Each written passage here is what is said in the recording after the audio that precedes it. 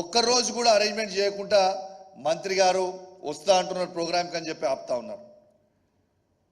పొన్నం ప్రభాకర్ గారు రేవంత్ రెడ్డి గారి నాయకత్వంలో మీరు నా మీద కోపం ఉంటే, నా మీద ఎన్నుంటే, మీరు ఎన్ని ఇబ్బందులు పెట్టినా, మీరు నన్ను ఎంత అవమానించినా నాకేం పర్వాలేదు, నేను భరించడానికి సిద్ధంగా ఉన్నా. కానీ నా హుజురాబాద్ నియోజకవర్గ లబ్ధిదారులని అవమానించి ఇబ్బంది పెడితే మాత్రం బిడ్డ తాట తీస్తాం. ఖచ్చితంగా నా హుజురాబాద్ నియోజకవర్గ ప్రజల కోసం ఎంత దూరమైనా నేను వెళ్తా. ఇవాళ హుజురాబాద్ నియోజకవర్గంలో వచ్చిన 381 చెక్లని మాకెందుకు పంచనిస్తలేరని నేను అడుగుతా ఉన్నాను. ఇవాళ 27 తారీఖున ఈ చెక్స్ అన్నీ కూడా ల్యాబ్స్ అవుతా ఉన్నాయి. ఈ చెక్స్ 27 తారీఖున ల్యాబ్స్ అవుతున్నప్పుడు మీరు ఎందుకు ఆ చెక్స్ని డిస్ట్రిబ్యూట్ చేయనిస్తలేరు? హుజురాబాద్ మండలం హుజురాబాద్ పట్టణానికి వచ్చిన 41 చెక్లని, ఇల్లంతకుంట మండలంలో వచ్చిన 66 చెక్లని, జమ్మికుంట మండల్ జమ్మికుంట పట్టణంకి వచ్చిన 129 చెక్లని, ఇవాళ వీణవంక మండలం వచ్చిన 71 చెక్లని, ఇవాళ కమలాపూర్ మండలం వచ్చిన 61 చెక్లని, ఇవి మొత్తం కలిపితే 368 చెక్లని మీరు ఎందుకు డిస్ట్రిబ్యూట్ చేయనిస్తలేరు, ఎందుకు ఇస్తలేరు అని నేను అడుగుతా ఉన్నాను. ఇవాళ 27 తారీఖు చెక్కులు ల్యాబ్స్ అవుతున్నాయి. మీరు పోయినసారి కూడా ఇదే కథ చేసిర్రు. ఆ చెక్కులు ల్యాబ్స్ అయితే మళ్ళీ ఇలా సగం చెక్కులు గవే చెక్కులు వచ్చినాయి. మళ్ళీ ఈ 27 తారీఖు చెక్కులు ల్యాబ్స్ అయ్యే ప్రమాదం ఉంది. దయచేసి వెంటనే ఈ ప్రోగ్రామ్ని ఏర్పాటు చేయాలి. ఎస్, ఇలా మంత్రి గారు వస్తారంటే యూఆర్ మోస్ట్ వెల్కమ్. మంత్రి గారు వస్తారంటే మాకేం అభ్యంతరం లేదు కదా. ఇలా మంత్రి గారు వస్తే ప్రోగ్రాం పెట్టుకొని చేయమని చెప్తా ఉన్నాం మేము. నేను మంత్రి గారిని అడుగుతా ఉన్నా, ఎందుకు మీరు భయపడుతున్నారా? కేసీఆర్ గారు ఇచ్చిన ఈ 1,116 రూపాయలతో పాటు రేపు మీరు వచ్చి ప్రోగ్రాం పెడితే నేను హుజురాబాద్ నియోజకవర్గంలో మరి మీరు ఇచ్చిన 100 గ్యారెంటీల హామీలో వెంటనే ఇలా ఇక్కడ ఉంది, మీరు ఇది చూడొచ్చు. దీంతో పాటు వాళ్ళు ఇచ్చిన 1,116 రూపాయలతో పాటు తులం బంగారం ఇస్తామని క్లియర్గా వాళ్ళ మేనిఫెస్టోలో పెట్టినరు. రేపు మీరు వచ్చినప్పుడు మీరు ప్రజల మధ్యలో ఈ 1,116 రూపాయలు కేసీఆర్ ఇచ్చిర్రు, మరి మీరు వచ్చిర్రు కదా, తులం బంగారం తీసుకొచ్చి ప్రజలకు ఇస్తున్నారా అని నేను అడుగుతాను. మీకు భయం అవుతుందా? ఎందుకు ఇస్తలేరు? నేను దయచేసి అధికారులకు కూడా హెచ్చరిస్తా ఉన్నా. నేను జిల్లా కలెక్టర్లకి, ఆర్డీఓలకి, ఎంఆర్ఓలకు కూడా చెప్తా ఉన్నాను, అధికారం ఎవరిది శాశ్వతం కాదు. మీరు రూల్స్ ప్రకారం పోండి.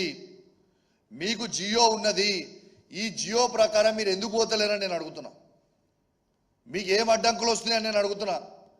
నేను అధికారులకు కూడా హెచ్చరిస్తా ఉన్నాను, తస్మాత్ జాగ్రత్తగా ఉండండి.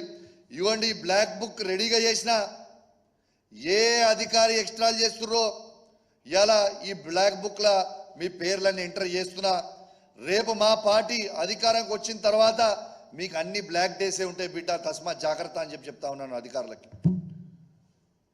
ఈ బుక్ కేవలం మీకోసమే కొన్నా, బ్లాక్ బుక్. నేను ఇవాళ మీరు ప్రొసీజర్ ప్రకారం ఫాలో కాకుండా ఇలా నాకు వచ్చిన ఇన్ఫర్మేషన్ ఏంటంటే, నా నియోజకవర్గంలో వాళ్ళు చెప్పిర్రట, ఇలా పైన నుంచి మంత్రి గారు వీళ్ళకి ఆదేశాలు ఇచ్చిరట.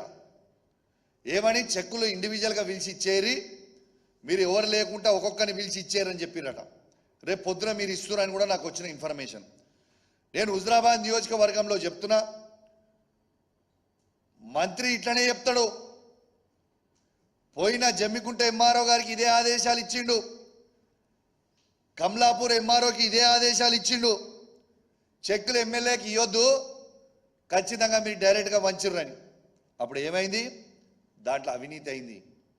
అవినీతి అయిన తర్వాత ఏమైంది? 2 ఎంఆర్ఓలు ఏసీపీ ట్రాప్ అయి 2 ఎంఆర్ఓలు జైలుకు వేయరు. కాబట్టి అధికారులకు అది గుర్తు చేస్తా ఉన్నా, తస్మాత్ జాగ్రత్తగా ఉండండి. అఫీషియల్గా చేసే ప్రోగ్రాం ఇలా ఇతర పక్కన నియోజకవర్గాలు ఉన్న మానకొండూరులో ఎమ్మెల్యే గారు ఇచ్చుకుంటారు, హుస్నాబాద్లో ఎమ్మెల్యే గారు ఇచ్చుకుంటారు, ఇలా చొప్పదండిలో ఎమ్మెల్యే గారు ఇచ్చుకుంటారు, వేములవాడలో ఎమ్మెల్యే గారు ఇచ్చుకుంటారు. అరే, మా దగ్గర ఉన్న బీఆర్ఎస్ పార్టీ ఎమ్మెల్యేలు ఉన్న కాడ మేము ఎందుకు ఇవ్వద్దు? మీకు ప్రజలు ఓట్లేసి గెలిచిర్రు, మేము కూడా ప్రజలు ఓట్లేస్తేనే గెలిచినాం కదా. దానికి మీరు మాకు ఇవ్వకపోవడానికి అధికారం మీకు ఎక్కడ ఉన్నది? What right does a minister have to stop? నేను అడుగుతున్నా. నేనైతే అధికారులకు క్లియర్గా చెప్తున్నా, నేను అఫీషియల్గా మీ దగ్గర రిసీవ్డ్ కాపీస్ తీసుకున్నా. మీరు ప్రోగ్రాం పెట్టకుండా మీరు చెక్కులు పంచేసే ప్రయత్నం చేస్తే మేము హైకోర్టుకు పోతాం, మేము పిటిషన్ వేస్తాం. ఖచ్చితంగా మీ అందరినీ మేము రేపు పార్టీ చేసి కలెక్టర్ గారిని, ఆర్డీఓ గారిని, అందరు ఎంఆర్ఓని పార్టీ చేసి హైకోర్టులో పిటిషన్ వేస్తాం. రేపు మీరు ఇబ్బందుల పాల్పడతారు కాబట్టి మీరు యాజ్ పర్ ప్రొసీజర్ మీరు పోతే అద్భుతంగా ఉంటుంది. ప్రొసీజర్ ప్రకారం పోకపోతే మీరు ఖచ్చితంగా ఇబ్బంది పడే ప్రమాదం ఉంటుంది. కాబట్టి నేను దయచేసి మరొక్కసారి మిమ్మల్ని హెచ్చరిస్తా ఉన్నాను. నిన్న నేను ప్రత్యేకంగా మా హుజురాబాద్ నియోజకవర్గం నుంచి నేను శాసనసభ్యునిగా ఉన్నా కాబట్టి హుజురాబాద్ నియోజకవర్గంలో ఉన్న ఆర్డీఓ గారికి, హుజురాబాద్ నియోజకవర్గంలో ఉన్న 5 మండలాల ఎంఆర్ఓ గారికి, 2 కమిషనర్లకు కూడా చెప్తా ఉన్నాను. మీరు నన్ను రిక్వెస్ట్ చేసిర్రు, సార్ దయచేసి మీరు మాకు అఫీషియల్గా లెటర్ ఇచ్చిండ్రు, మేము ప్రోగ్రామ్ ఆర్గనైజ్ చేస్తాం, మంత్రి గారు డేటు ఇస్తారంటే నేను గౌరవించిన. మీ మాట మీద గౌరవించి నేను ఆగిన. ఇలా మంత్రి గారిని రమ్మనండి, డేట్ పెట్టి ప్రోగ్రాం పెట్టి చేయమని చెప్పండి. మంత్రి గారికి వీలు కాకపోతే ఎమ్మెల్యేగా మేము ఉన్నాం, మా ఎంపీపీలు ఉన్నారు, మా జెడ్పీటీసీలు ఉన్నారు, మా మున్సిపల్ చైర్మన్ ఉన్నారు, మా కౌన్సిలర్ ఇంకా ఉన్నారు, వాళ్ళ టర్మ్ మొత్తం ఉన్నది, మేము అందరం కలిసి ఇస్తాం. లేకుండా మీరు ప్రొసీజర్ ఫాలో కాకపోతే మాత్రం మీరు తీవ్రమైన ఇబ్బందులు పడతారు. ఎందుకంటే ఇలా ఎంత అన్యాయమో మళ్ళొక్కసారి మీకు ప్రభాకర్ గారు ఎంఆర్ఓ గారికి ఇచ్చిన ఆడియో రికార్డ్ని ఒక్కసారి మీకు వినిపిస్తా. ఒక్కసారి మీ ద్వారా యావత్ తెలంగాణ ప్రజలు మొత్తం కూడా చూడాలని నేను విజ్ఞప్తి చేస్తున్నా. ఒక్కసారి మీరు ఇది కూడా వినిపిస్తా. 1 minute.